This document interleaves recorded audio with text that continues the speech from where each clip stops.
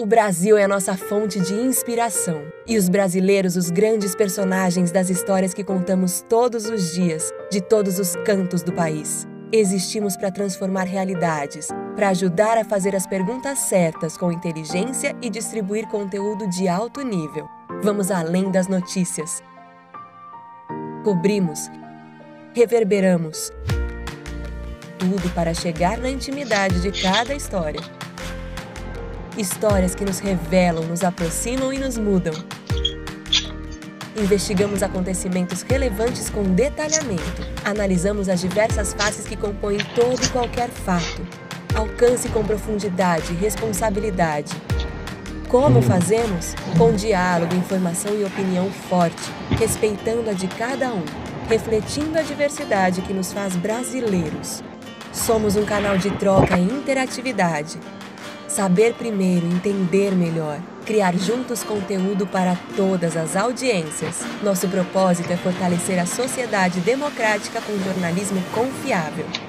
Acreditamos na interdependência da sociedade e das instituições.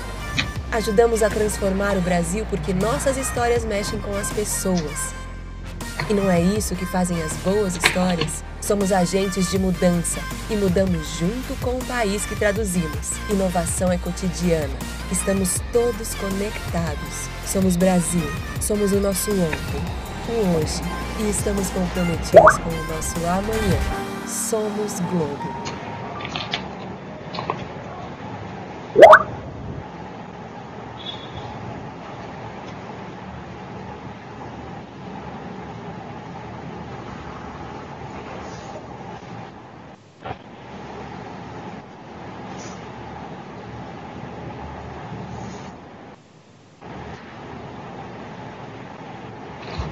Bom dia a todos, eu sou a Maria Fernanda Delmas, eu sou editora executiva do Jornal Globo e do Jornal Extra.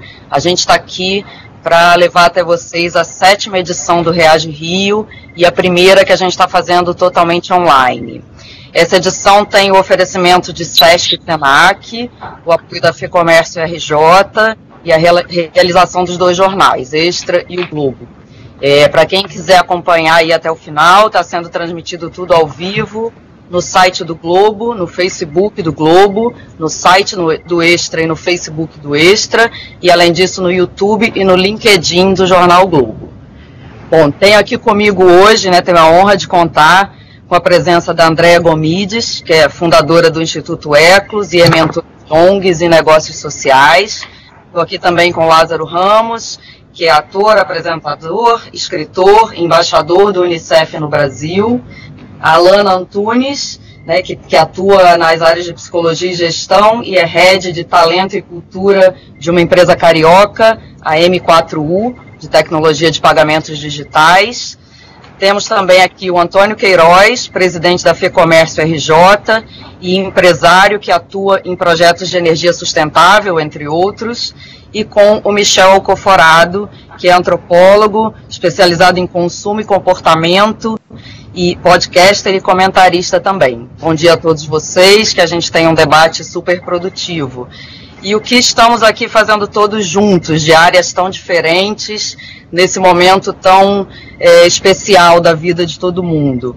O que a gente quer tirar daqui hoje é a resposta, ou possíveis respostas para uma pergunta, que é como o Rio, nosso estado tão querido, nossa cidade tão querida, como o Rio pode emergir dessa crise tão terrível nas suas diferentes faces, Como será a nossa economia, como será a nossa cultura, como será a nossa redução de desigualdades, como será a nossa convivência depois que a gente conseguir sair dessa crise. Então, esse time tão diverso, tão especial, que a gente conseguiu reunir hoje, vai discutir isso tudo. A gente vai ter 1h30 de debate, tem participação também dos internautas e a gente, na medida do possível, vai tentar responder ao maior número de perguntas que a gente conseguir. Eu queria começar perguntando a cada um de vocês exatamente o que nos une aqui.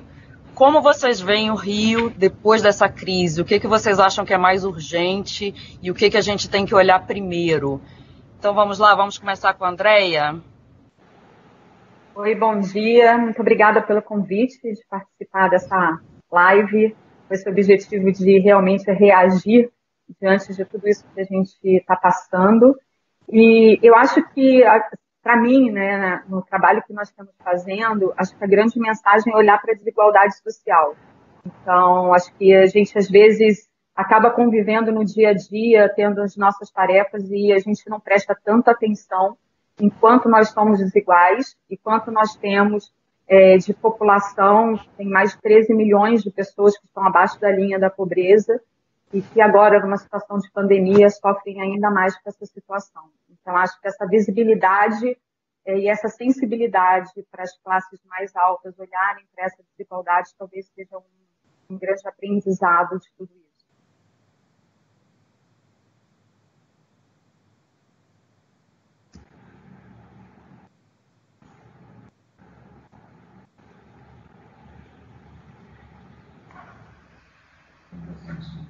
Vamos lá, Lázaro, queria te ouvir. Abre o microfone, por favor. Bom dia, gente. Obrigado pelo convite. Assim, para falar sobre o Rio de Janeiro, eu preciso falar de um ponto de vista bem específico, que é de um baiano que migrou para aqui e que chegou nessa terra aqui e encontrou muita beleza, encantamento e valores que fizeram com que aqui eu permanecesse. E hoje eu já me sinto daqui. Acho que desigualdade, claro, é a primeira coisa que a gente precisa olhar. Aliás, o corona veio aí justamente para a gente não fugir de forma alguma de olhar para esse abismo gigantesco que a gente vive. É um abismo que ficou na nossa cara e é um abismo, acabei de ver uma notícia aqui de que o São João em Salvador foi cancelado e talvez o carnaval não aconteça mais. Isso para mim tem algo de muito simbólico, né? Talvez isso aconteça no Rio de Janeiro também, né? Não sabemos o que é que vai acontecer no início do ano que vem. Mas eu acho que tem algo de simbólico porque as festas têm algo de entorpecente, né? É o momento em que a gente esquece, a gente vai para outros lugares. Talvez nem isso seja permitido para a gente. Então eu acho que o corona, a natureza mandou isso para a gente olhar profundamente essa desigualdade que a gente vive e a gente tentar encontrar formatos que sejam coletivos de solução. Junto com esse combate à desigualdade, eu acho que é a valorização extrema da informação verdadeira. Eu acho que isso é um tema que a gente não tem mais para onde fugir, porque cada vez que vem uma informação falsa, você destrói possibilidades de melhora e correção de erros que já existem nesse país há muitos anos. Maravilha. Alana, por favor. Bom dia, obrigada a todos pelo convite.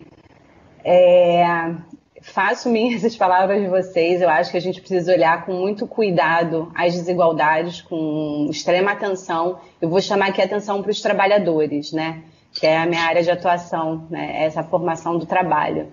A gente sabe que essa crise vai ter impactos profundos na economia mundial, o Rio vem sofrendo com isso também, e o que a gente vem buscando trazer é um olhar criativo para essa solução. Nem sempre é fácil, tem muitos desafios aí, mas a gente já tem buscado, junto aos nossos clientes, soluções digitais, né, que é o nosso trabalho. A gente trabalha com soluções de pagamento digital para poder manter o trabalho na nossa empresa e o cuidado com o nosso trabalhador, né, que a saúde física e mental precisa ser olhado com mais cuidado do que nunca. Maravilha. Michel, por favor. Olá, queria agradecer demais o convite e dizer um bom dia a todos. Olha, do meu ponto de vista, pelo que a gente tem visto de grandes pandemias, elas são sempre aceleradores de processo e na resolução de conflitos que a gente já tinha. O Rio, já há mais de 3, 4 anos, a gente vem falando pra caramba sobre a crise que assolou a cidade, a crise da cidade, e eu tomaria esse tempo da pandemia como um processo de aceleração desse jogo para a gente começar a resolver. Algumas coisas já me chamam a atenção. O Rio sempre foi uma cidade que foi pensada para fora. A gente era pensada pelo Porto, depois a gente começou a ser pensado como a cara do Brasil para fora, e talvez esse seja o momento que a gente vai começar a olhar para a gente mesmo. Não olhando só que o Rio é a Zona Sul, que todo mundo precisa morar no Leblon, mas começar a valorizar que o nosso bairro pode ser uma forma de reinvenção importante da cidade. Então, do meu ponto de vista, a gente vai começar a entender que a mudança começa dentro de casa, depois na nossa rua, depois no nosso bairro, para assim a cidade se transformar. Então, acho que é um processo super importante para a gente começar essa reinvenção. Bem, Antônio, por favor. Bom dia a todos, queria agradecer a oportunidade de estar aqui com vocês. Todo o aspecto social que foi abordado, realmente ele veio e apareceu na nossa frente, coisas que já sabíamos, mas essas dificuldades acentuaram muito mais esse processo esse abismo social que nós temos no Rio de Janeiro. Eu lembro que o André Urani abordava muito bem isso num livro seu, sobre a diferença, dando como exemplo São Conrado. Do lado direito da pista em São Conrado, você tem prédios luxuosíssimos, e do lado esquerdo você tem uma comunidade. Então, a diferença social ali estampada na nossa face a todo momento. E isso aqui, com essa pandemia, isso se agravou e se demonstrou muito mais profundo do que se imaginava. E eu acho que nós não podemos mais fugir desse enfrentamento. Na economia, no comércio, nós temos um sem número de pequenos e microempresários que estão absolutamente esquecidos nesse momento. Qualquer medida que está sendo tomada não os atinge, e nós estamos falando, no Rio de Janeiro, em termos de 253 mil empregos que estão nas micro e pequenas empresas. Então, eu acho que essa é a nossa grande preocupação. O microempresário, ele é um assalariado, ele vive da venda do dia e ele não está sendo assistido. E o impacto social nos empregos será brutal. A nossa estimativa seria de um aumento do desemprego do Rio de Janeiro para 19% da população economicamente ativa. Então, é um impacto social brutal e essa é a nossa grande preocupação hoje em termos econômicos. Eu queria começar, então, as perguntas, fazendo primeiro uma pergunta ao Michel, para a gente amarrar um pouco essa questão do comportamento, né? Porque acho que todos nós sairemos dessa crise com comportamentos sociais e de consumo completamente diferentes. O que isso vai mudar a nossa vida daqui para frente, Michel? Olha, pandemia, eu sempre fico achando muito engraçado que todo mundo está com uma grande preocupação com esse novo normal que vai aparecer daqui para frente. É certo que vai ser, né? Grandes pandemias mudam o mundo por completo. Já aconteceu isso com a peste bubônica, com a varíola, com a febre, com a gripe espanhola, com todos os grandes momentos de transformação. Mas não surge um novo completamente do nada, depois da pandemia. E é importante a gente lembrar também que pandemias não são guerras, apesar dos governantes ficarem dizendo estamos vivendo uma guerra. Guerra acaba, né? Tem o dia lá do acordo de paz, onde você decide que a guerra acabou. Pandemias, elas vão continuando, a gente não sabe muito bem quando elas acabam. Então, concordo com o Lázaro, a gente talvez não vai ter carnaval mesmo. E é bom já ir se acostumando com a ideia para poder já ir preparando o seu eu para resistir a esse processo todo. Mas de onde sai esse novo? Esse novo nada mais sai do que da resolução de contradições que a gente já estava vivendo no pré-pandemia. Em geral, as pandemias surgem em momentos onde a gente tem algo acirrado. Eu gosto sempre de lembrar que não estava bom viver no mundo de 2 meses atrás. As pessoas estão com muita saudade, mas não estava bom, não, né? A gente estava sofrendo pra caramba, a gente estava tendo crise de burnout, a gente estava com estresse, a gente já estava enlouquecido com fake news. E do meu ponto de vista, o que vai acontecer, de certa forma, é a gente começar a resolver uma parte dessas questões. O que eu vejo com muita força? Primeiro, e aí baseado em outros estudos que já estão sendo feitos em lugares que já enfrentaram essa pandemia de maneira mais clara. Primeiro, é uma desmaterialização do consumo e do trabalho. E é legal que a Alana está aqui, porque é justamente disso que a gente está falando. Que formas novas são essas de trabalho, onde a gente vai poder ganhar o nosso ganha-pão sem precisar sair de casa para ir a algum lugar. E aí as plataformas digitais têm um papel muito importante para isso. Mas, ao mesmo tempo, toda mudança gera uma série de constantes de questionamentos que a gente não pode esquecer. A primeira delas é que toda plataforma digital precisa de acesso. Acesso cognitivo, comprar um celular bom, pagar pacote de 3G, pacote de internet. Fiz uma pesquisa semanas atrás e mostrando que 38% da classe C ou não tem o Wi-Fi ou pacote 3D, ou conhece alguém que não tem. Então, esse mundo desmaterializado que ele vai se avizinhando traz uma série de novas desigualdades que precisam ser questionadas aqui, né? Todo mundo vai trabalhar do celular e do home office igual a gente, mas quem é esse todo mundo, né? Ou quem é esse pessoal que pode baixar o Caixa Tem? Ou quem é esse pessoal que tem acesso a esses ativos que constroem cidadania e cada vez mais vão construir? Um outro ponto que me preocupa também é a ideia da descontextualização. Vocês estão na quarentena, sabem que a vida é um grande fluxo, né? A gente, agora, todo dia é o mesmo dia. Amanhã é feriado, eu não sei nem o que a gente faz no feriado dentro de casa. Acho que a gente faz a mesma coisa de novo dentro de casa. E aí, isso é por quê? Porque os rituais foram embora. A gente não tem mais, por exemplo, o ritual de aniversário, o ritual de segunda-feira, quando eu começo a dieta toda segunda, ou a sexta, que eu já começo a jacar para no sábado e domingo viver a vida. Agora tudo é igual. E é assim porque na internet já era tudo assim, né? A gente já estava dentro dessa lógica de tudo aqui a todo tempo. E isso traz uma dinâmica. Eu acordo, levanto da cama, sento nessa cadeira e só levanto dela na hora de dormir de novo. Que modelo é esse de vida? Como é que ficam as relações de trabalho a partir desse jogo? Né? As empresas estão começando a mandar as cadeiras para dentro de casa dos funcionários. Um discurso ótimo da ergonomia. Estamos preocupados com a sua coluna. Mas eu duvido que essa cadeira vai voltar. E aí, que trabalho é esse, né? Então, de certa forma, eu acho que a gente resolve algumas questões, para finalizar, mas eu acho que a gente traz também alguns temas para o debate, que a gente não pode ficar cego. A gente precisa discutir desigualdade, novas desigualdades, precisa discutir cada vez mais que relação é essa de vida e trabalho, e precisa discutir também o privilégio da asepsia, porque numa sociedade hierárquica como a brasileira, álcool em gel virou bolsa de luxo. Cada um ostenta o seu, né? Então, que modelo é esse? De sociedade que a gente está pensando, e eu acho que é para aí que a gente tem que começar cada vez mais ver essas transformações. Alana, e como que a gente faz, então, para democratizar esse acesso que o Michel está falando, né? Do cognitivo, do material, né? De acesso à tecnologia e como operá-la? Gostei muito das colocações do Michel, vou pegar aqui, vou tentar fazer um contínuo aqui, né? A gente falou aqui de aceleração de processos, né? E certamente uma aceleração que teve foi agora o trabalho remoto, né? Ele já é uma realidade em vários países do mundo, até no Brasil, inclusive, mas eu vejo que ele veio para ficar. Tem muitas vantagens nesse modelo, né? Até falando em cidade, em termos de cidade, de qualidade de vida para as pessoas, e eu vou pegar isso, que eu acho que é um foco importante, né?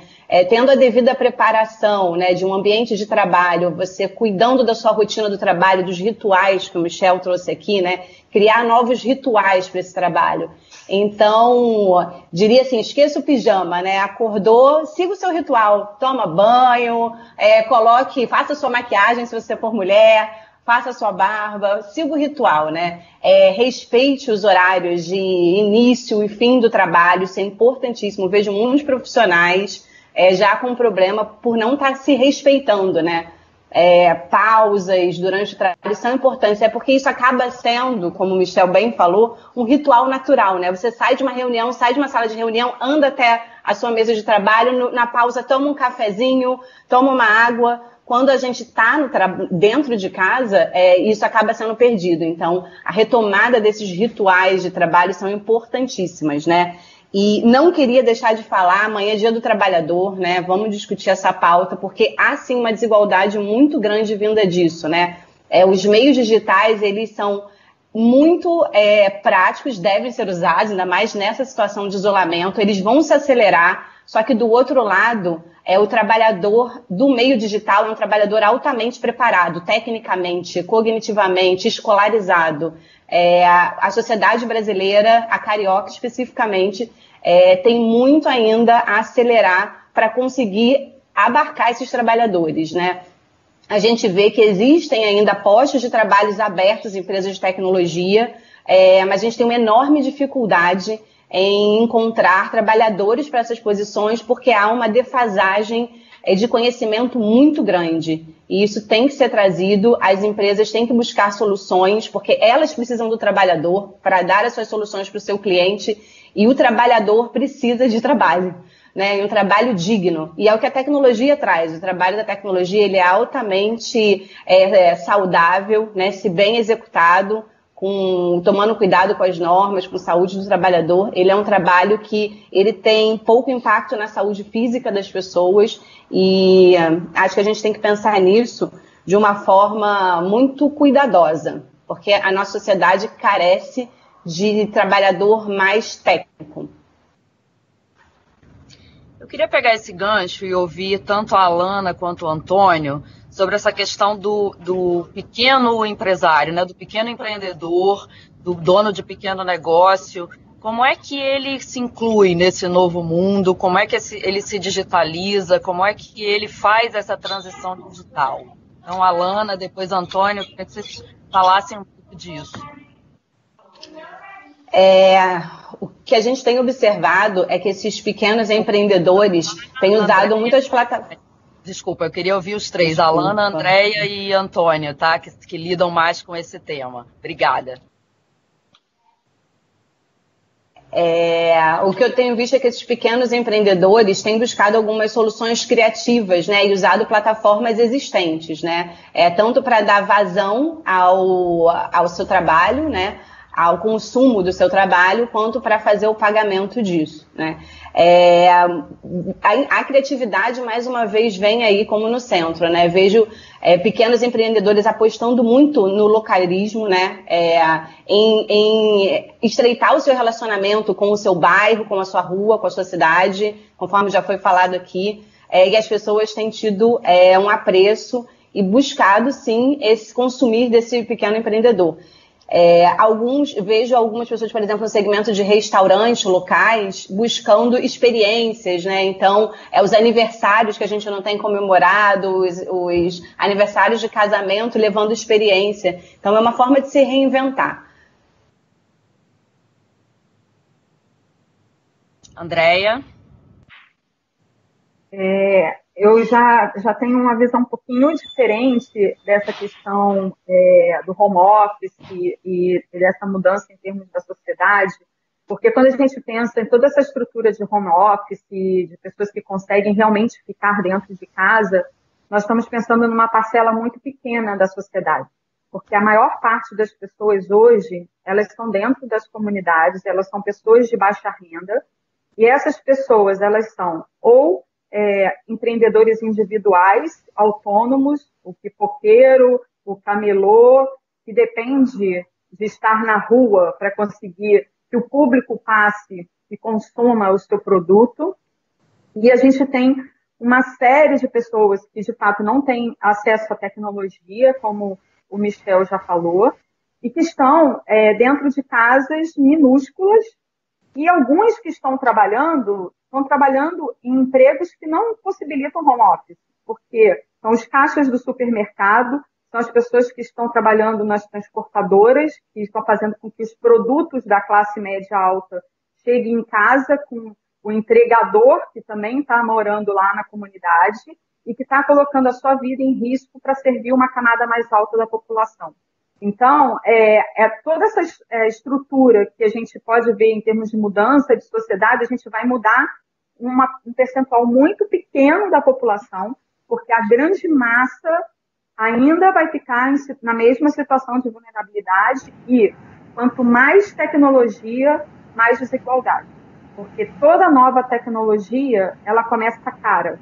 Então, ela não é acessível para a maioria das pessoas. Isso que o Michel falou do 3G, 4G, em muitas casas na comunidade, ou você tem o Gato, que te possibilita um Wi-Fi gratuito, ou seu celular, ele tem os pacotes lá de gratuidade que as operadoras dão. Mas você não tem um acesso a uma internet de qualidade para que você possa assistir uma live, para você ter acesso a EAD e você entrar numa lógica de capacitação. Então, é um pensamento que a gente, de fato, precisa ver como é que a gente insere mais pessoas no mercado de trabalho, vivendo numa realidade, principalmente num ano, né, quando fala assim, não vai ter carnaval, me dá um pânico, porque a gente pensar que faltam 2 meses, tudo bem, a gente já está se acostumando com a ideia de que faltam 2 meses, mas pensar que até fevereiro a gente vai ficar numa situação de isolamento, hoje a gente está vendo as pessoas com fome. Eu não quero me alongar muito, mas uma das lideranças comunitárias que nós estamos em contato, que a gente está fazendo toda uma distribuição, que depois a gente pode falar melhor, de alimentos e material de higiene e limpeza, ela me ligou e falou assim, Andréia, hoje eu fui na casa de uma família que estava dando água para as crianças para matar a fome. E aí eu nunca tinha pensado nisso, porque você tem aquela sensação de fome, e aí quando você bebe água, de fato, parece que você comeu alguma coisa, né? Então a gente tem uma grande parcela da população que vive essa situação. Então, como que a gente vai passar por tudo isso? Como que a gente vai encarar toda uma estrutura tecnológica de home office numa classe mais alta, ok, mas a gente tem que pensar no grosso da população que não vai ter acesso a isso. E me parece que para o trabalho dos pequenos empreendedores, né, dos pequenos comerciantes ou quem presta serviços ali individualmente, vai ter que contar com o coletivo, né? A gente vai precisar de plataformas que abarquem esse trabalho, porque sozinho ninguém consegue bancar uma tecnologia. É por aí, Antônio? Como é que a gente vai ajudar esse setor? Olha só, tudo que foi dito, na verdade, ele ressalta a maior desigualdade, que é de oportunidades, né? As pessoas não têm oportunidades iguais, né? A tecnologia que se coloca com a camada pequena da população tem acesso a isso. Eu posso dar um dado aqui que é impressionante: 76% das empresas de comércio não têm e-commerce, ou seja, elas estão fora do mercado mesmo, elas estão fechadas. Então, por exemplo, nós disponibilizamos essa semana uma plataforma gratuita, absolutamente gratuita, que não é aquela coisa tradicional dele se incluir na plataforma de alguém. Ele vai ter a loja virtual dele. Nós fizemos um acordo com o desenvolvedor e essa plataforma já está disponível absolutamente gratuita. Óbvio que ao rodar, ele vai a cada venda, como outros aplicativos, ele tem um percentual que será destinado a um percentual pequeno de 3%, que será destinado ao desenvolvedor, mas ele não terá custo nenhum de implantação. Então, isso é um exemplo claro da desigualdade. Nós falamos de 76%. E quando nós imaginamos o e-commerce, imaginamos que todo mundo tem, e não tem. Isso acontece também com o trabalhador, como a Alana colocou muito bem. O trabalhador ele não tem acesso a toda essa tecnologia que está disponível, que essa camada da população que pode estar em home office hoje, ela tem. Então, essa realidade ela é muito distante dessas pessoas. Por isso que nós, por exemplo, através da FEComércio, do SENAC, do SESC, nós temos um foco muito grande em educação. Nós só acreditamos que essa mudança ocorrerá se nós dermos oportunidade de educação a todos, né? Porque o desemprego tecnológico ele é uma realidade, mas no mesmo momento que você deixa de existir alguns postos de trabalho, surgem outros e que vão exigir maior qualificação para que as pessoas se coloquem. Então, acho que esse é um papel que nós estamos tentando desenvolver aqui no Rio de Janeiro, para que nós possamos criar oportunidades iguais de acesso ao mercado de trabalho. Nós temos um banco de oportunidade que, no auge desse problema, esse banco de oportunidade já está disponibilizando 4.300 vagas de trabalho. Né? Ou seja, existem empresas contratando, né? Mas talvez exista uma dificuldade de mão de obra, da qualificação tecnológica. Os negócios locais, como foi abordado, nós estamos com uma campanha muito forte nisso, comprar do comércio local, comprar daquele comerciante que te conhece pelo nome, né? Que quantas vezes você chegou e estava precisando de alguma mercadoria com urgência e ele te atendeu. Então vamos prestigiar esse pequeno comerciante, vamos fazer o negócio dele continuar e sobreviver. E por último, para não me alongar muito, nós temos um problema crasso aqui no Brasil e no Rio de Janeiro de infraestrutura. Da parte de infraestrutura para a internet é um caos, né? Você não tem uma internet de qualidade. Então você paga caro por um serviço e esse serviço não lhe é oferecido com qualidade. Eu me lembro que uma vez eu fui à posse de um dos presidentes do BNDES e ele falando de duplicata eletrônica. Estavam lançando duplicata eletrônica. E a imagem que me veio foi o vendedor saindo na rua com a máquina de cartão de crédito, procurando sinal para poder passar o cartão de crédito. Quer dizer, então, na verdade, se coloca um mundo maravilhoso, mas esse mundo maravilhoso, ou ele não é real, ou não é acessível à grande camada da população. Seria isso. Certo. Lázaro, eu queria te fazer uma pergunta e juntar aqui com uma pergunta, já estão chegando perguntas aqui dos internautas. Um dos nossos ritos, né, nas nossas vidas é a cultura, né, é consumir cultura, seja dentro de casa, seja na rua, né, é um momento também de socialização e não só de consumo individual. Como é que a gente vai ver cultura depois disso? E a pergunta do Osmar Ferreira é como veremos em particular a cultura popular, né, que não tem tanto dinheiro, tanta estrutura para atravessar esse período. Eu queria falar disso, mas com dois viés. Eu queria falar da produção artística e também dos nossos costumes, porque eu acho que tem algumas coisas que já estão se desenhando aí que fazem parte também do nosso modo de vida. Estava pensando aqui enquanto vocês todos falavam, e ficou muito claro, acho que já está claro, de que a solução será coletiva. E ela estará ligada à solidariedade. Não tem para onde a gente fugir, não tem alternativa. Isso significa o quê? Empresas revendo margens de lucro. Isso significa o quê? A ação que você tem no seu bairro. Isso significa o quê? Você observar várias entidades da sociedade civil que assim que começou o corona, o isolamento, que já tinham tecnologia para divulgar suas campanhas de solidariedade, tecnologia para distribuir esse material e cadastrar as pessoas. Tem vários projetos das favelas brasileiras que são exemplares no sentido da tecnologia, de saber onde estão as pessoas, localizar e fazer com que isso chegue rapidamente. Muitas vezes mais rápido do que o Estado, do que os governos. Isso também traz mudança de cultura. Qual vai ser o papel do Estado agora no sentido de projetos sociais e de observação de como se cadastra e como se identifica as pessoas que vivem nas cidades? Isso tudo é cultura.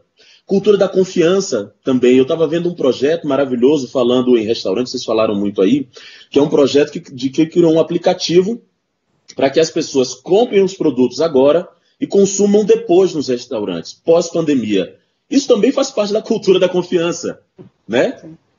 A cultura do mercadinho do bairro, da gente valorizar o cara que está ali do seu lado. Às vezes você não precisa cruzar a cidade para ir e você vai estar auxiliando também e está ligado à doação, que é uma coisa que nós brasileiros só abraçamos em períodos específicos. A gente não olha o ano todo para o quanto a gente tem e o quanto a gente vai oferecer para quem precisa mais do que a gente. Essa é uma cultura que está sendo revista também. E para falar sobre a produção cultural, eu queria começar falando de uma coisa até polêmica e que ninguém está discutindo agora, que é essa cultura das lives. Eu tenho feito muitas lives, feito geralmente com o propósito de informar ou divulgar ações e projetos, ou pedir doações, mas até essa cultura da live a gente precisa rever. Primeiro porque eu acho que está começando a saturar, todo mundo está fazendo sua live, todo mundo tem algum conteúdo para falar, e eu acho que isso faz parte também de uma reflexão da cultura que a gente já vinha vivendo, que é de todo mundo ser especialista em tudo e saber falar sobre tudo e ditar várias verdades. Também estamos aí nesse lugar. E falando de uma questão financeira, live, quando você tem alguém que é especialista, isso também é valor de serviço. E a gente está fazendo isso gratuitamente. E eu tenho visto, por exemplo, vários artistas populares que fazem suas lives e não serão remunerados, porque talvez não chegue lá naquele 1 milhão que o YouTube pede para remunerar uma pessoa. E isso também é valor de serviço. Então eu queria começar já falando sobre isso aí, porque eu acho que é uma coisa que a gente daqui a pouco vai discutir. No futuro, eu acho que é uma grande preocupação, porque grande parte do que a gente faz culturalmente, das produções artísticas, são em locais fechados, né? É o cinema, é o teatro. Talvez a gente comece primeiro pelo teatro de rua, e que vai ter um distanciamento de 1 metro e pouco de cada um espectador, e vai ter alguém fazendo ali com um sistema de som maravilhoso, e depois vai passar um chapéu, porque vai estar aberto, não sei, talvez a gente tenha que retornar para isso. É uma grande questão que a gente tem hoje em dia. Não vai ter como a gente, enquanto empreendedor de cinema, não conversar com o dono de cinema, que precisa ter dinheiro também para se manter, mas pensar no quanto é que vai ser esse percentual. Isso é uma coisa que precisa se rever. Atualmente é 50% para o dono da sala de cinema, volta para o produtor 50%, que vira 100%. Talvez tenhamos que conversar sobre isso. E aí a revisão da margem de lucro. E nós, artistas, eu acho que a gente vai ter que rever a nossa maneira de fazer. Vão ser outros formatos que vão surgir e outros formatos da gente ser remunerado. E, inclusive, em algum momento, a gente vai ter que falar com o empresariado, que é grande parceiro da gente, de nós, artistas, para a gente ver como é que a gente vai permanecer. E cultura, só para encerrar minha fala, nessa pandemia mostrou que é fundamental para a saúde mental, para acolhimento, para informação, para encontrar formatos para informar melhor as pessoas. Cultura também é fundamental. Não estou dizendo que é o mais importante, porque às vezes quando a gente fala sobre cultura, algumas pessoas vêm logo com um argumento dizendo que cultura é supérfluo. Eu não, eu parto de outro princípio. Eu acho que a grande cidade, o grande coletivo, a grande comunidade é aquela comunidade que consegue equilibrar tudo. Saneamento, cultura, emprego, segurança. Esse é o grande sonho. Talvez seja uma utopia, mas eu acho que é um bom lugar para a gente começar a conversar sobre como a gente pode caminhar junto. Posso fazer um... Claro, só emendando ali que a gente viu que a gente tem que olhar para o básico, né? A saúde mental, o saneamento básico, o acesso, a igualdade de acesso. Fala, Andréia. Eu só queria pegar o gancho dessa questão cultural, né? Que dentro do meu processo aqui de isolamento, a gente foi começando uma série de iniciativas e uma delas foi na área da cultura. E eu queria pegar o gancho que o Lázaro falou, porque teve um dia que eu recebi uma ligação de uma artista que trabalha em centros culturais e depende de um cachê. E ela me ligou falando assim: André, eu precisava que você me emprestasse um dinheiro, porque eu não tenho condições de pagar o aluguel do meu apartamento e trazer comida para casa para minha família, porque eu tinha um contrato com um financiador para fazer uma série de espetáculos em centros culturais, e esse contrato foi cancelado, porque eu não vou mais poder fazer esses espetáculos durante esse período de isolamento. Aí, no dia seguinte, me ligou um outro artista que toca em barzinho, um artista de Búzios, que depende, uma cidade turística, que depende do turismo, que depende do barzinho estar aberto, e falou: André, eu trabalho com qualquer coisa, mas eu preciso de dinheiro, eu tenho que pagar a escola do meu filho e tal. E aí eu dormi com isso e falei: bom, não dá para estar dando dinheiro individualmente para todo mundo, porque é um volume enorme de artistas que dependem desse dia a dia, desses pequenos cachês. Aí a gente criou o Festival Up, que não é uma live, mas ele é um festival que os pequenos artistas podem fazer as suas produções em casa. Ele pode trabalhar com humor, literatura, música, dança e teatro. Então, eles fazem a sua produção dentro de casa, sobem na plataforma do festivalup.org, tem uma equipe de curadores, e esses curadores validam e cada artista ganha um cachê de R$300. Então, foi uma forma que a gente viu de valorizar o pequeno artista. É óbvio que as celebridades estão sendo convidadas para participar, para gravarem também seus vídeos e fortalecerem o festival. E a gente conseguir fazer essa grande mistura, né, de valorizar a qualidade artística mesmo daquele que não tem tanta visibilidade. Mas eu acho que é um momento mesmo... eu gosto muito daquela palavra do crise, que você tira o S e vira crise. Então, a gente não pode se congelar diante da pandemia, a gente não pode se congelar diante de uma crise, a gente tem que criar. Então, justamente com essa questão, a gente precisa de acesso à arte. Ontem a gente recebeu um depoimento de uma pessoa que estava em casa com depressão, cuidando de mais 2 pessoas com mais idade, e ela escreveu para a gente no festival dizendo que ela foi para a parte do humor no festival e ela ficou encantada com os vídeos, se divertiu, que ela estava uma outra pessoa, a voz dela estava super ativa no áudio, justamente porque ela conseguiu se divertir com aqueles vídeos que estão sendo produzidos pelos pequenos artistas dentro das suas casas. Então, acho que é o momento da criatividade e a gente não pode perder a cultura de forma nenhuma, porque é ela que alimenta a nossa alma. Fernanda, só queria compartilhar isso. Você me permite abordar um tema que o Lázaro abordou e a Andréia também. Nós temos o SESC, né, que ele atua na área de cultura, educação, lazer, ou seja, eu digo que nós temos o privilégio de poder atuar em várias áreas, e poder ter uma visão um pouco mais aberta nesse sentido, poder enxergar o problema como um todo. Na parte cultural, a primeira medida que nós tomamos foi honrar os contratos que nós tínhamos com os artistas, né?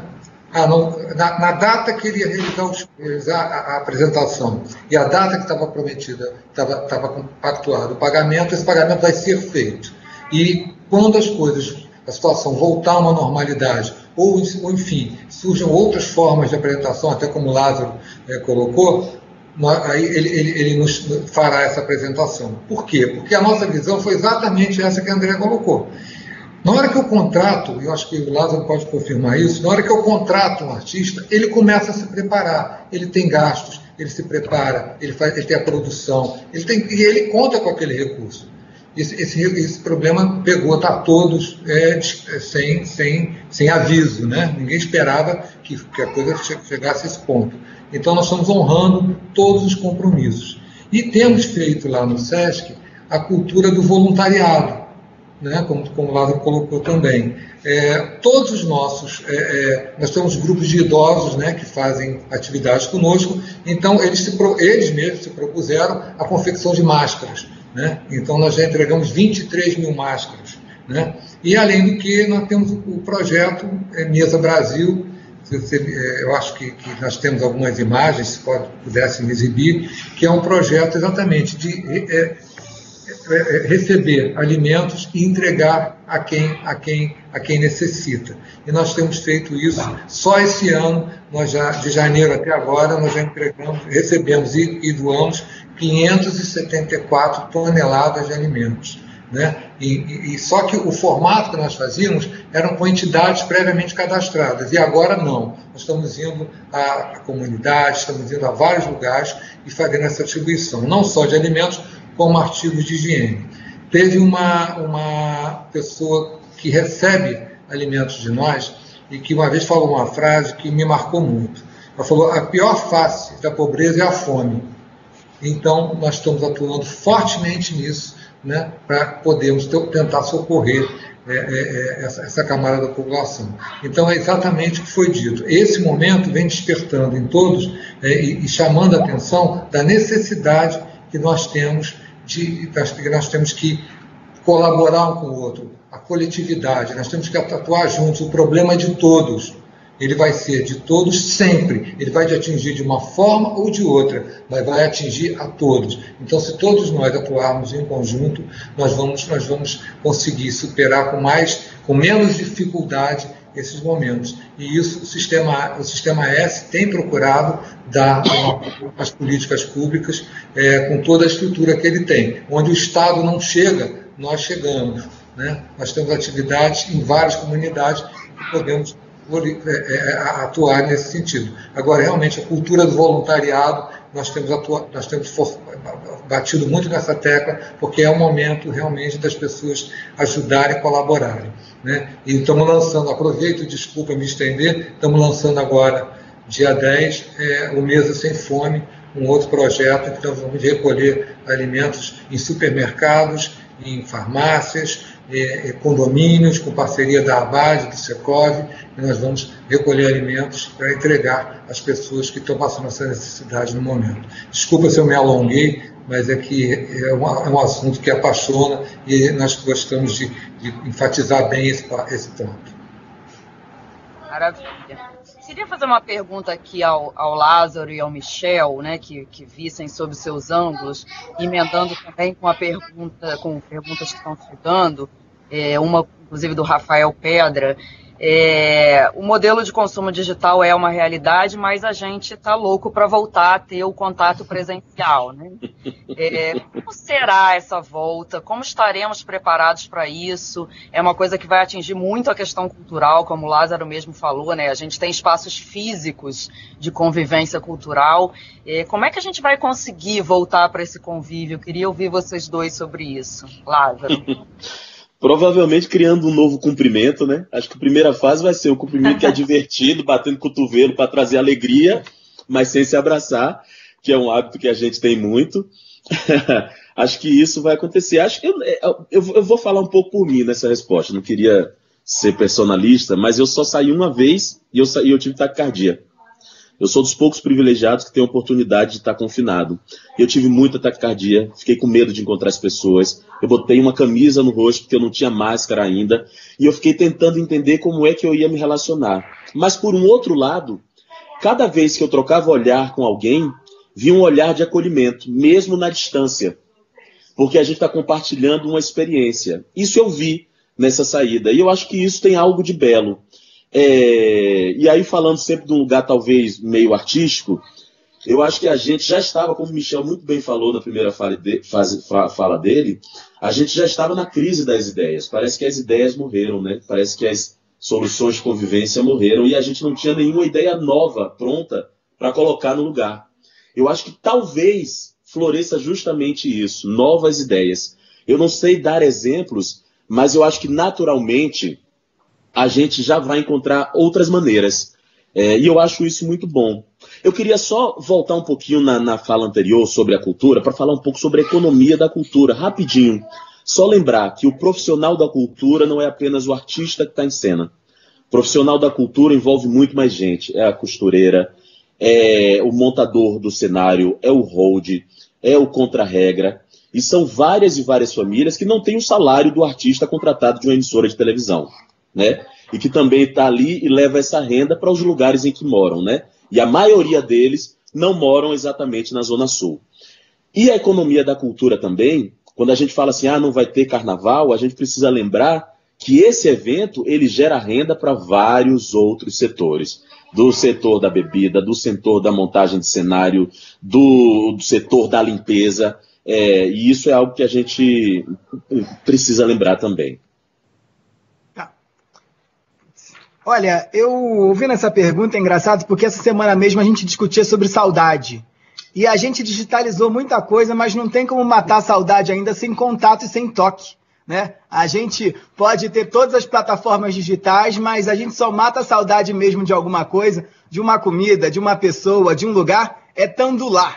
E nesse momento de pandemia, o que se avizinha aí é uma nova redefinição de como é que a gente vai lidar com esse sentimento, que é definidor daqueles que falam português, porque todo mundo já sabe que essa é a única língua que a gente tem, o saudade enquanto substantivo, né? Que é algo que você tem, não é algo que você só sente, ou que você só sente falta, como em outras tantas línguas. Esse ponto para mim é muito importante, pelo seguinte, tá? Sobretudo diante do discurso da solidariedade, né? O Lázaro fala muito dessa questão do olhar, dos olhares que ele trocou na rua diante da solidariedade. Eu queria fazer uma provocação que é importante da gente ter em mente, sobretudo numa sociedade hierárquica como a brasileira, que a gente no Brasil é muito solidário com quem a gente acha que é gente igual a gente. Em geral, no Brasil, a gente não é solidário com quem a gente acha que não é gente igual a gente. E dentro desse processo todo, a questão que fica talvez, diante de uma sociedade que não vai ter tempo de se transformar, há tempo de matar a fome daqueles que precisam suprir suas necessidades básicas, a gente vai ter que fortalecer o papel do Estado nesse momento, garantindo que a comunidade seja uma comunidade, né? E garantindo que ele seja o grande mediador do papel dos interesses, né? Dos interesses dos indivíduos. Porque nesse jogo, onde cada vez mais a gente só acha que o nosso igual é com quem a gente é obrigado a ser solidário, fica muito complicado a gente ajudar todo mundo. Eu, ano passado, fui chamado lá na Universidade de Leiden, na Holanda, para explicar um troço que não faz o menor sentido. O Brasil é um dos lugares do mundo que menos doa dinheiro. Menos doa dinheiro. E tem uma fundação americana, fundada pelo Bill Gates e pelo Warren Buffett, que chama Wedding Pledged. E ele, acho que eu não sei o que é Pledged, já não lembro mais, Wealth Pledged. E eles chamam bilionários do mundo para doar dinheiro. E aí a grande questão que a universidade me fazia era, como o Brasil, que tem 60 bilionários, gente com mais de 1 bilhão de patrimônio, só tem uma pessoa dentro dessa fundação. E eu dizia, que eu acho que é uma questão importante para a gente lidar agora, e essa pessoa precisa ser citada, é o Hélio Warne, dono da Cirela, é importante porque eu dizia que a elite brasileira, ela acha que deu certo na vida, apesar do Brasil, apesar dos povos, apesar da sociedade, apesar dos impostos. E enquanto um rico americano e um rico europeu acha que deu certo na vida por causa da sociedade. Então você estabelece vínculos de reciprocidade com pessoas que você não conhece e é por isso que você se sente responsável também por eles. Queria agradecer demais o projeto do Antônio, eu também estou mega tentando, e o Mesa, né, não só do Antônio, mas da FEComércio como um todo, o Mesa, e a gente está fazendo o que pode, o Lázaro tem acompanhado muito também, a gente está fazendo o que pode para ajudar nesse momento individualmente. Mas aí nessa hora também eu acho que a gente tem que fazer a nossa parte, mas mais uma vez chamar o Estado e os governantes para assumirem seu papel nesse momento. Porque é óbvio que eu e você estamos dando comida e organizando em termos de cesta básicas. Mas a gente precisa dar dinheiro para essas pessoas. Porque dinheiro, no mundo que a gente vive, é cidadania, né? Quando eu posso escolher se eu quero comprar perfume, Coca-Cola ou comida, eu estou estabelecendo minha construção de cidadania.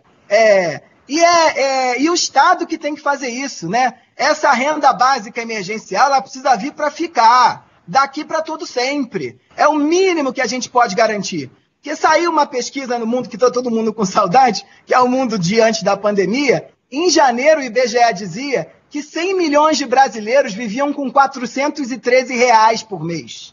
E nós aqui que estamos nessa live, certamente já gastamos isso para jantar num restaurante. Então, esse tipo de mundo não vai ser possível mais, né? E quem que tem que assumir isso, gente? Dado que a gente acha que a hierarquia faz parte, que tem gente que é isso mesmo, né? Eles não se esforçaram o suficiente. Tal da meritocracia, que está na moda aí de novo. Essa loucura toda, o Estado precisa garantir um papel fundamental na redistribuição de renda, no papel de digitalização daqueles empresários, junto com, óbvio, com o apoio das comunidades e também de grandes organizações como a FEComércio. O papel da digitalização daqueles que não puderam fazer esse processo, da formação, né? Mas antes disso, é importante ficar claro, tecnologia cobra anos de informação e de formação também. Nesse processo, vai ter que dar dinheiro. Lembramos disso, vai ter que dar dinheiro. De onde vai sair? Se vai ser de imposto, de altas fortunas, do bolso da gente, ou se vamos passar o chapéu pela rua, não sabemos. E aí, óbvio que cabe a quem mexe com a lei fazer isso. Mas a gente precisa pensar um jeito de dar dinheiro para essas pessoas, que isso é cidadania. E não é a forma como muitas das vezes os governantes estão tratando os mais pobres, como sempre, como tutela. E isso a gente precisa mudar. Vamos aproveitar para mudar, né? Pandemia, a gente muda muita coisa. Acho que um ponto que você tocou é importante, que é a questão, né, de como a gente vai mudar essas relações. Não é só a renda, é a educação, né? A gente sabe que se a gente não universalizar o acesso, não tiver todo mundo partindo do mesmo ponto, a gente não chega a lugar nenhum. O que a gente pode aproveitar esse tempo terrível, mas pode nos ensinar? O que a gente pode fazer para atacar isso, visto que a gente está vendo um tempo que as pessoas estão olhando para coisas que não olhavam? Andréia, para mim? Andréia, pode comentar também, Michel. Andréia. Tá. Quer falar, Michel? Não, eu vou falar rapidinho, que eu já me alonguei demais. Mas eu só queria dizer que esse é o momento de fazer, tá? Eu brinco sempre que, nessa hora, ontem eu estava muito bem, tô igual, eu nunca saí, eu estava preso na Índia, e aí eu cheguei, consegui voltar no último voo para cá e fiquei preso dentro da quarentena aqui. Então eu tô há 45 dias sem sair de casa, tá? 45 dias. Nesse modelo todo, ontem bateu um mal-estar. E aí eu me lembrei, eu acho que é isso que a gente tem que fazer. É lembrar do Alcoólicos Anônimos, sabe? É só hoje. É só hoje. E é só hoje fazendo, né? Então esse é um momento importantíssimo para a gente discutir. Tem que gritar aí no Facebook. Aproveita que antes reclamavam que você gritava no Facebook, você não ia pra rua. Agora não tem mais rua, grita no Facebook, né? Reclama do político, marca as autoridades, para dizer que isso tem que mudar, né? A gente precisa fazer. E nesse momento as plataformas digitais podem ajudar a gente. Então eu acho que vai piorar, mas pode melhorar, né? E depende da gente nesse momento enquanto sociedade. Ótimo. Então, eu acho que é importante também a gente destacar que a sociedade civil, de fato, no Brasil, a gente tem pouquíssimos índices de doação, mas nesse momento nós estamos vendo, de fato, uma melhora nessa sensibilização, nesse processo de doação, No dia 14 de março, eu também tinha acabado de chegar da Alemanha, também fiquei em quarentena, então também estou, como o Michel aqui, presa já há 40 dias. E o que aconteceu foi que eu entrei num grupo de WhatsApp que me colocaram, e esse grupo de WhatsApp hoje é o Movimento União Rio, que tem em torno já de 500 pessoas participando, e começaram a questionar muitas coisas. Como é que a gente faz para ajudar os hospitais? O que a gente faz para a gente ajudar as comunidades? E eu olhei para aquilo e falei assim, tá, mas a gente está falando, como é que a gente sai daqui dessa fala e vai de fato para a ação? E aí, num sábado, no dia 14 de março, eu peguei o telefone, liguei para 2 outras ONGs que tem aqui no Rio, que é o Instituto FI e o Banco da Providência. Falei com a Clarice e com a Luísa, falei assim, olha, a gente precisa fazer alguma coisa para ajudar a necessidade das comunidades. E aí, no domingo, a gente colocou um site no ar, que é o Rio Contra a Corona, que faz parte do movimento do União Rio. E ontem a gente chegou à marca de um mês e um pouquinho, nós distribuímos 1.000 toneladas de alimentos e 330 mil litros de material de higiene e limpeza para as comunidades. É um número, assim, assustador, ele equivale a quase 3 maracanãs de cesta básica, só para a gente ter uma dimensão do que é isso. Isso veio através da doação de pessoas, de empresários, de pessoas físicas, de grandes fortunas, que conseguiram doar valores mais significativos, e a gente está ajudando, já ultrapassamos as 40 mil pessoas que foram beneficiadas pelo movimento. Então, e aí o que aconteceu? Pegando um pouco essa questão do governo, né?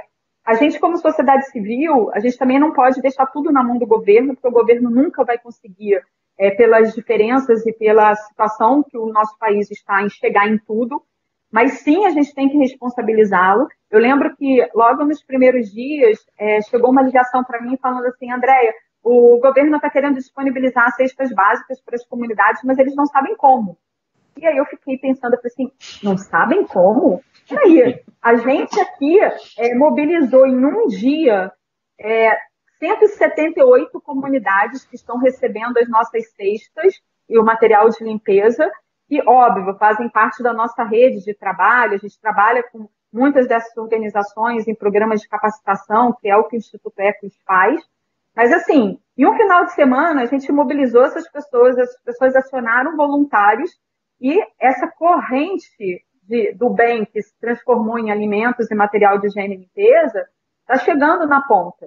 Então, como assim o governo não tem esse poder de articulação?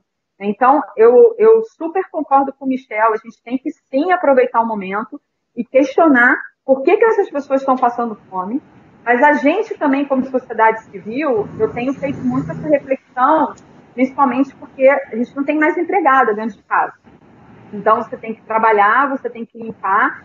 E aí, quando eu começo a limpar a casa, eu fico perguntando assim, para que eu tenho essa casa desse tamanho? Não é nem que eu tenho um apartamento gigante, mas pelo trabalho que você tem de limpar. Eu uso tudo isso. Então, é uma reflexão que a gente tem que fazer do bem que a gente tem e do bem que o outro não tem. Eu gosto muito de uma frase que é dessa pedra caída no lago. Que quando você faz uma boa ação, é aquela pedra que gera um primeiro círculo. E esse círculo gera outro, que gera outro, que gera outro. Então, eu penso que cada um de nós precisa ter essa atitude generosa, essa atitude de solidariedade, que vai fazer com que essa corrente se propague. E precisamos, sim, chamar o governo. Só um dado importante, que quando a gente começou a entregar as cestas, de repente eu fiquei pensando, falei assim, mas espera aí, como é que essas pessoas vão cozinhar? Elas precisam de gás. E aí eu comecei a fazer uma pesquisa com toda essa rede que a gente tinha. Um gás dentro da comunidade do Rio de Janeiro custa de 90 a 130 reais. Então você para pensar. Você dá a cesta básica e como é que ele vai cozinhar? Então onde ele vai tirar os 130 reais? Então a gente precisa sim fazer com que chegue dinheiro, além da cesta básica. Agora a gente está criando a cesta digital, que a pessoa vai receber um cartão com 200 reais para ela conseguir também comprar o gás, mas vamos continuar entregando as cestas para poder ampliar um pouco mais esse escopo. Mas, assim, nós, sociedade civil, podemos fazer e o governo também precisa fazer a sua parte. Maria Fernanda, eu gostaria de complementar também, né? A gente está falando aqui sobre soluções, né? Eu acho que um momento, né, educacionais, enfim, a grande solução me parece passar pelo fortalecimento das instituições, né? E aí eu vou chamar o trabalho de novo aqui para a conversa. A gente tem as instituições, claro, as sociedades civis que se mobilizam, isso vem a acrescentar muito nesse momento, mas as instituições realmente governamentais têm uma responsabilidade muito grande, né? A gente falou aqui, o Lázaro trouxe soluções que a comunidade tem dado para continuar atuando em cultura por meios digitais e usando a criatividade no meio digital. Agora, a gente não pode esquecer, a gente falou aqui o tempo todo de valorizar o local. O poder de consumo está centralizado no local. Existem muitos trabalhadores, muito distantes da Zona Sul do Rio de Janeiro, desse bolsão de dinheiro aqui, né? Então, o fortalecimento e a busca por essa igualdade de direitos, sim, existem hoje muitos trabalhos vinculados a uma percepção de sociedade, que você traz o trabalhador ali para fazer deliveries, em que ele é sócio daquele negócio. Eu gostaria de lembrar que não existe sociedade sem direito. E a gente tem muitos trabalhadores fora do direito da CLT. Amanhã reforça o Dia, né, Internacional do Direito do Trabalhador. A gente precisa pensar como é que a gente está cuidando como sociedade, a gente está aceitando esse trabalho informal, que da outra ponta tem pessoas no limite, e a crise trouxe isso. A parte mais cruel dessa crise é que ela trouxe esse abismo para a nossa visão de olhar que existem trabalhadores sem nenhum direito trabalhista. Então, eu gostaria de trazer isso aqui como um pensamento que a gente tem que discutir na nossa sociedade como um todo, como que a gente como sociedade consome isso e como que a gente está fortalecendo as instituições de direito para chegar até esse trabalhador e lutar por eles. Porque, sim, eles precisam de suporte para a luta. Ela não vem, muitas vezes, de pessoas que estão ali, como a Andréia bem colocou aqui, buscando o seu gás de cada dia para poder cozinhar a sua cesta básica. É a sociedade mesmo carioca que precisa repensar nesse modo de trabalho e de consumo. Fernanda, você me permite só fazer uma observação em cima do que o Michel colocou, da parte de doações, né? Desculpa, é uma forma meio áspera, de abordagem, mas vocês já perceberam a legislação brasileira para você conseguir fazer uma doação? É uma loucura. A legislação nossa, tributária, ela é de uma complexidade e não permite. Ela te pune. Se você fizer uma doação, utilizando, por exemplo, aquela parte do imposto de renda e tudo, não tenha dúvida, você vai ser fiscalizado depois. Então, você cria uma inibição para qualquer iniciativa nesse sentido. Então, o Brasil tem que ser descomplicado. Aqui as coisas... criou-se um emaranhado, né? Nós chamamos um manicômio tributário, por exemplo, e de legislações que leva a qualquer pessoa a recuar. Ela desiste de fazer qualquer coisa. Por exemplo, a Andréia, nas suas doações e tudo, possivelmente ela tem que criar todo um espectro de documentação para entregar, para isso, para aquilo, sabe, que normalmente em outros países é extremamente simplificado. Então ela inibe um pouco para que as pessoas tenham esse anseio. E lógico também, além do poder aquisitivo, que nosso poder aquisitivo é infinitamente menor, né? Embora o Michel tenha abordado os bilionários brasileiros, né? Mas existe isso também. Então eu acho que descomplicar um pouco essa legislação, eu acho que facilitaria e criaria oportunidades. Nós, no Sistema S, por exemplo, o SESC-SENAC, ele foi criado e mantido pelos empresários do comércio, e é mantido há 74 anos pelos empresários do comércio, né? Então, o resultado é um resultado bom e que demonstra que pode ser feito, né? Pode ser feito e pode ser bem conduzido. Seria isso. Lá no Senado eles chamam de artigo 51 quando a gente é citado. Ô, Antônio, primeiro eu mega concordo com você, tá? Mas eu também achava isso. E eu achava isso até ter pesquisado a legislação de países que doam muito mais que a gente, como a Índia, como Sri Lanka, que são muito mais pobres e muito mais burocráticos. Do meu ponto de vista, essa é, de certa forma, uma desculpa que a elite brasileira se vale para poder não doar. Eu sei que o Brasil precisa ser desburocratizado e estou mega de acordo. Só que por que eu preciso levar sempre em consideração se vou poder descontar do meu imposto de renda ou não na hora de doar? Por que eu não dou só porque eu acho que as pessoas precisam? E eu sei que o tema aqui não é debate, não é esse, mas é só para a gente atentar que a gente precisa mudar a cabeça enquanto sociedade. E eu acho que esse talvez pode ser um momento para isso. Desculpa, rapidinho, só falar sobre isso. Além dessa questão de que é mais fácil do que parece, é mais fácil do que abrir uma empresa, por exemplo, você fazer a doação, mesmo com toda essa complicação, que eu concordo que tem que tirar. Agora, tem uma coisa também que é preciso ficar alerta. O consumidor, nós estamos atentos às empresas que doam. A gente está escolhendo empresas que têm ação cidadã. Isso também é um valor que as empresas, algumas já estão se tocando e que estão correndo atrás desse trabalhinho que dá aí, porque sabe que o consumidor também vai consumir mais nessa empresa se ela for responsável. O consumidor está extremamente atento a isso. E, Michel, você tem razão. Não é o exemplo de renda, eu usei o exemplo, mas eu acho que essa cultura ela tem que permear a sociedade como um todo e permanentemente, né? Porque não existe uma sociedade saudável com essa desigualdade, né? As oportunidades têm que ser iguais, tá certo? E ofertadas a todos. Eu concordo. Vocês trabalham pra caramba por isso, né? Mas tá mais do que claro. Maravilha. Eu queria trazer um outro tema aqui. A gente vive, sobretudo na capital, né, na cidade do Rio, que é uma cidade extremamente de rua, né? A gente leva nossas crianças para a rua o tempo todo, para a praia, para o parque, para o calçadão e tal. Queria ouvir vocês um pouco como se quiserem contar experiências pessoais, né? Lázaro, que é autor aí de livros infantis, né? Tá bem atento ao tema, ou quem quiser comentar, como que as crianças vão emergir dessa situação, como lidar com elas, como explicar e como fazê-las também parte dessa sociedade diferente que a gente quer. Meu Deus. Estou até rindo, porque é um momento de muito aprendizado, né? Não é só para as crianças, mas para nós, enquanto pais, e a nossa relação com nossos filhos. Vou dar uma politizadinha aqui, porque eu estava pensando outro dia que tem um monte de gente que está aí apaixonada pelo seu candidato, está incitando ódio, está em eterna campanha como seu candidato, vai para a internet, digita alguma coisa, fica nessa campanha que às vezes só traz confusão e não ajuda a solucionar e não está olhando para o seu filho que está do lado.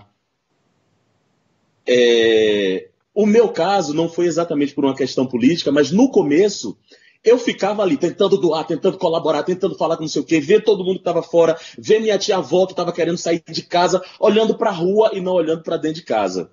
Já passou um mês e agora a gente está se olhando. Olhando inclusive para nossos defeitos enquanto pais e na nossa relação com nossos filhos. O tempo que a gente oferece a eles, a paciência que a gente tem ou não para uma dúvida ou às vezes uma angústia que a criança apresenta. Né? E a criança, às vezes, não tem alternativa para lidar com isso, não sabe lidar com as informações que a gente está dando nesse mundo confuso que a gente está vivendo. A gente nem sempre tem criatividade o tempo todo para inventar o que fazer dentro de casa. Mesmo que você olhe, outro dia eu vi fazer um escorregador com caixa de papelão na escada e não sei o que. Não tem caixa de papelão, eu não tinha fita crepe, eu não sei o que fazer. E isso eu acho bom para a gente se olhar. A gente está se olhando inevitavelmente. Depois da angústia, a gente está encontrando outras alternativas que não são o grito. A gente, inclusive, aumentou muito o índice de violência doméstica nesse período. Temos que falar sobre isso. E temos que falar também que tem alternativas. Tem alternativas. Às vezes adiar o conflito, às vezes procurar um entretenimento que faça você relaxar para saber lidar. Dizer, não sei, espera um pouco que já a gente resolve. A gente precisa trabalhar essa alternativa. E nossas crianças estarão contaminadas por isso, por esses conflitos também. Não sei, não sou psicólogo, não sei se isso é acelerar amadurecimento. Eu tenho tido conversas com meus filhos que estão acelerando alguns assuntos que eu não queria tratar com eles. Às vezes, como eu não tenho um repertório lúdico para falar, estou falando no concreto, e isso, claro, vai afetar nossas crianças. Por outro lado, eu vejo, às vezes, ele encontrando suas alternativas, momentos de paz que eles mesmos se proporcionam. É uma cabeça que não está contaminada ainda. Então, talvez daí também surjam as novas ideias. Eu tenho visto meus filhos provocando novas alternativas de solução para os problemas que a gente está vivendo aqui. E espero e sonho que quando eles cheguem na rua, eles ofereçam para o mundo também essas novas alternativas. Estou aqui no sonho, gente. Tenho sonhado tanto, não sei o que, vai acontecer, mas estou sonhando para poder resistir.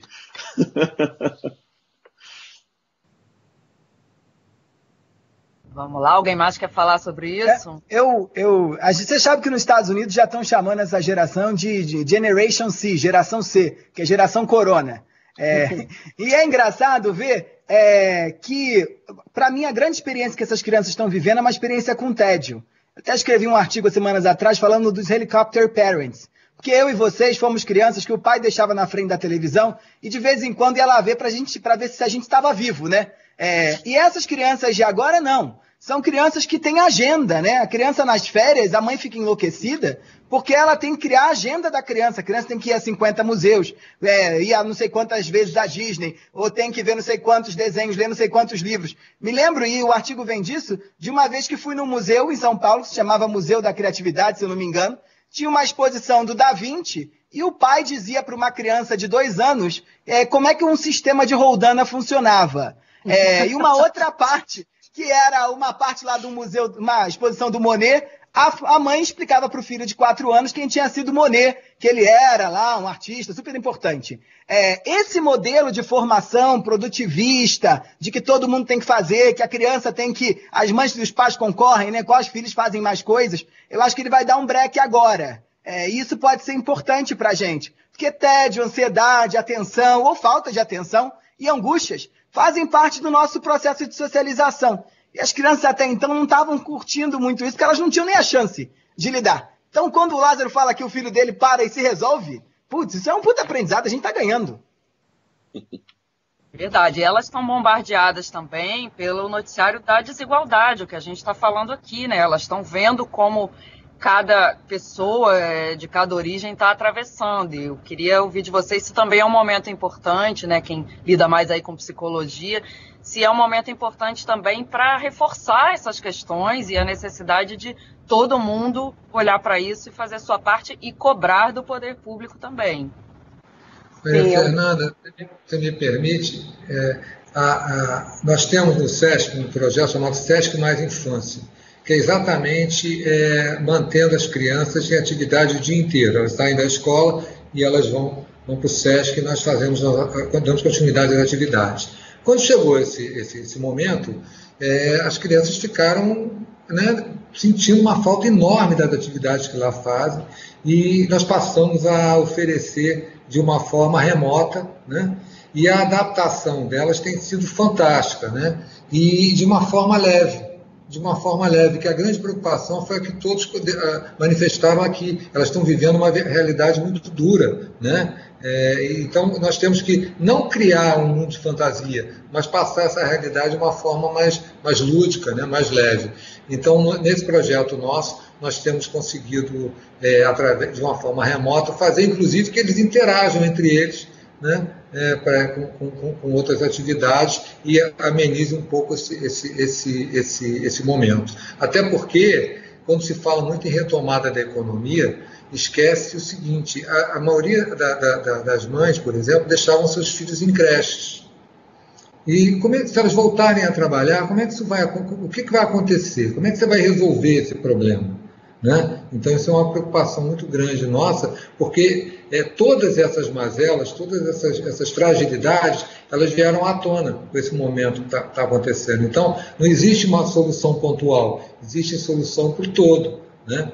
E nós temos que procurar, hoje, não se pode lidar com soluções convencionais para momentos que não são convencionais. Né? Não existem soluções ortodoxas para um momento heterodoxo.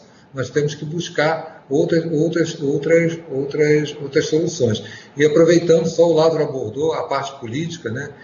Eu não quero saber se o coronavírus é de esquerda e se a cloroferuquina é de direita. Eu quero uma solução. Essa discussão é uma discussão estéril, que não leva absolutamente solução alguma, né? E que só desgasta as pessoas e cria cisões absolutamente desnecessárias. Nós temos que pensar na sociedade como um todo. Essa discussão ela já tem que ficar no passado e não existir e não voltar nunca mais. Esse é um momento que nós temos que aproveitar para afirmar nossas convicções e fazer valer os objetivos muito mais elevados do que ficar se discutindo essas bobagens de esquerda, direita. Não existe isso. Existe a sociedade, existe o ser humano.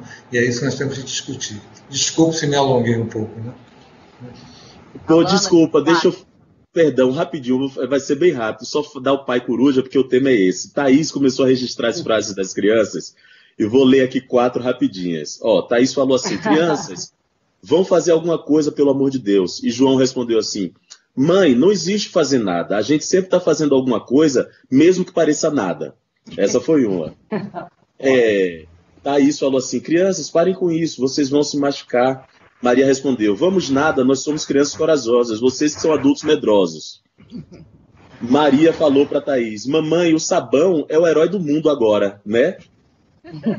E João falou assim: mamãe, não fala nessa quarentena, não fala nessa quarentena, fala na quarentena. Se você falar nessa, fica parecendo que teremos outra. Tudo repertório deles, e nada da gente aqui. Muito bom. Essa fala do Lázaro vai muito ao encontro do que eu queria trazer, né?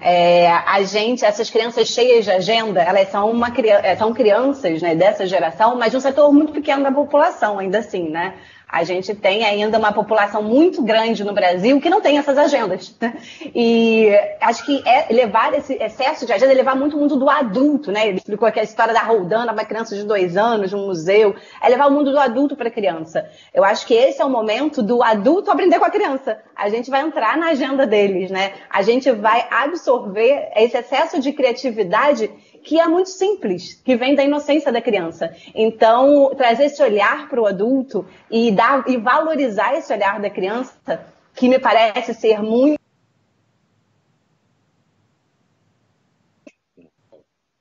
0, alguma coisa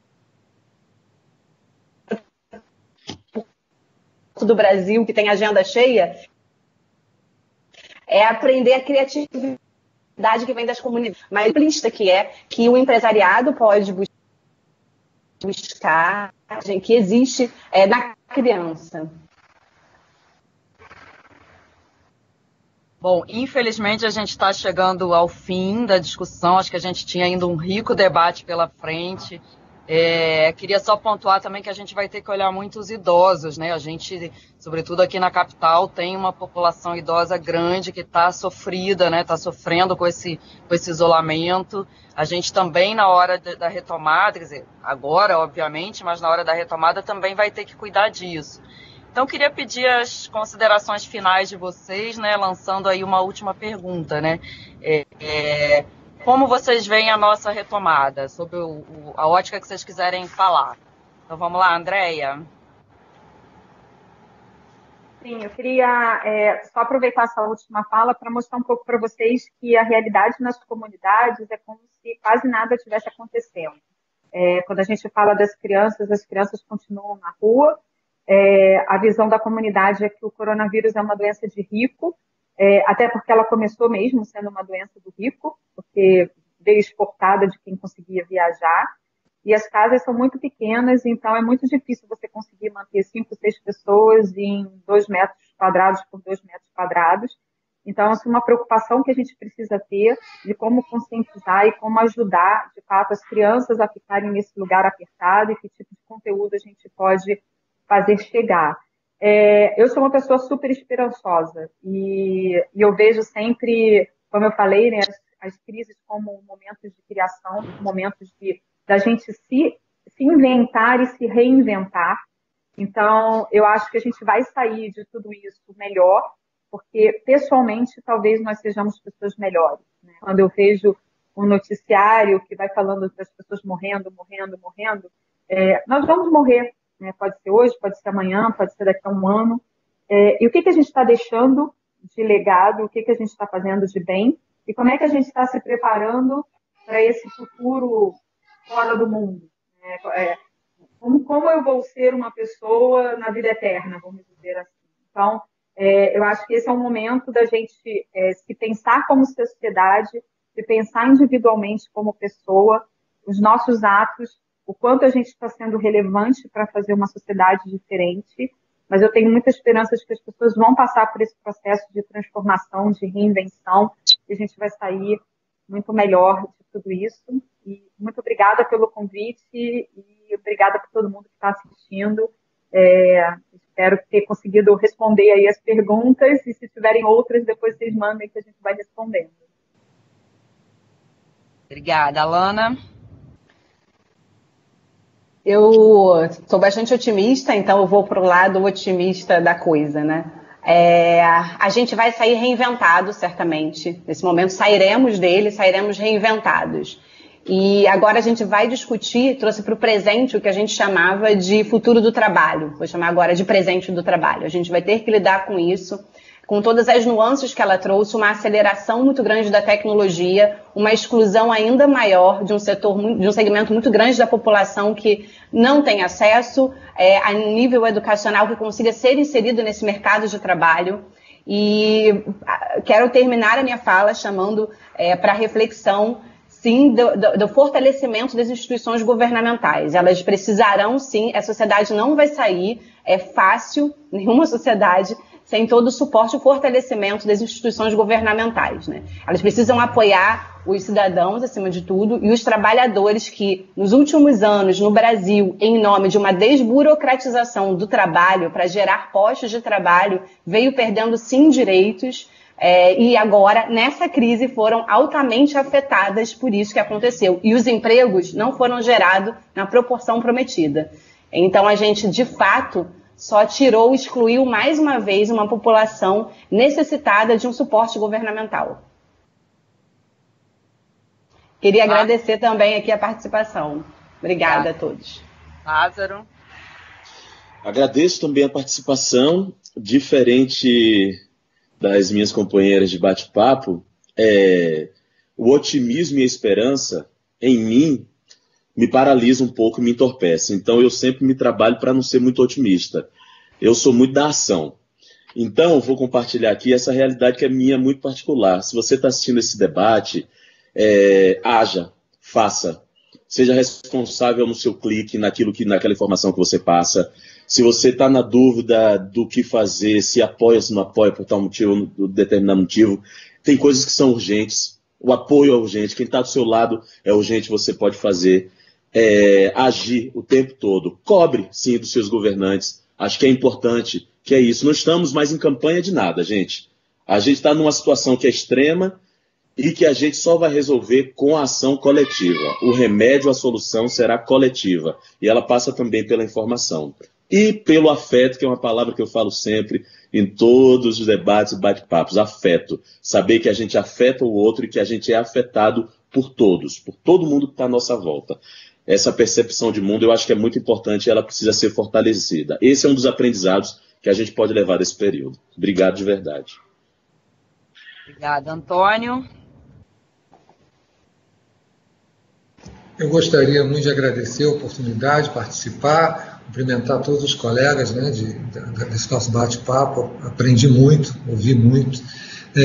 E o que eu gostaria de colocar é que nós do Rio de Janeiro, nós cariocas, fluminenses, né, nós tivéssemos um olhar muito grande, muito forte para o nosso Estado. O carioca, o fluminense, nós temos talvez ainda um ranço da época que éramos capital da República. Nós gostamos de discutir o Brasil, né, e esquecemos de discutir a nossa cidade, né? Então, vem agora aí as eleições municipais, tá certo? Vamos olhar, tudo que nós estamos vivendo hoje é a gestão, as consequências da gestão da nossa cidade. Não estou dizendo se são boas ou ruins. O que eu estou dizendo é que a eleição municipal é a mais importante das eleições. O que um vereador e um prefeito decide hoje, amanhã está na porta da sua casa. né? E nós ficamos discutindo muito o Brasil. Vamos discutir a nossa cidade, vamos discutir o nosso estado, né? É um estado maravilhoso, que tem muita coisa boa para ser explorada, né? E essa é a minha visão, não de otimismo ou pessimismo, mas de visão de realidade, das ferramentas que nós temos na mão. Nós, do sistema FEComércio, queremos fazer muito, podemos ajudar muito o Rio de Janeiro, podemos ajudar muito a população do Rio de Janeiro, como a Maria Fernanda colocou, os idosos, eles são um público nosso, em que nós temos uma atuação muito grande na parte de turismo social com eles, na parte de atividades, temos corais, e todos eles continuam em atividade de uma forma remota.